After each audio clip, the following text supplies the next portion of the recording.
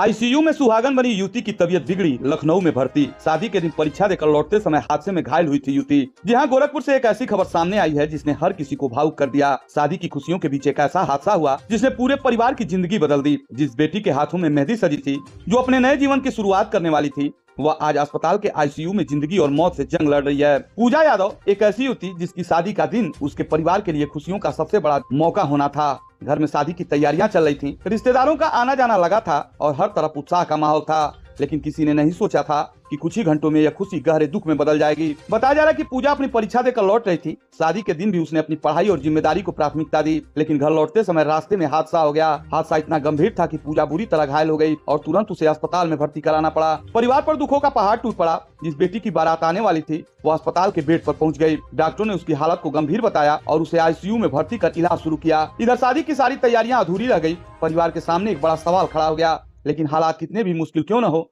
रिश्ते की मजबूती कई बार ऐसी तस्वीर पेश करती है जिसे देखकर हर कोई भावुक हो जाता है। दोनों परिवारों ने आपसी सहमति से एक बड़ा फैसला लिया। तय हुआ शादी की रस्में अस्पताल में ही पूरी की जाएंगी। देर रात दूल्हा सनी अपने कुछ रिश्तेदारों के साथ अस्पताल पहुंचा था। अस्पताल का आईसीयू उस वक्त अनोखे और भावुक दृश्य का गवाह बना। आईसीयू में भर्ती पूजा बेहोशी की हालत में अस्पताल के कपड़ों में बेड पर लेटी थी। दूसरी तरफ दूल्हा सनी अपनी दुल्हन की मांग में सिंदूर भरने के लिए खड़ा था। परिवार के लोगों की आंखें नम थी। माहौल पूरी तरह भावुक हो चुका था। रात करीब 1 बजे आईसीयू के अंदर सिंदूरदान की रस्म पूरी की गई, बिना किसी शोर शराबे, बिना बैंड बाजे और बिना शादी की रौनक के।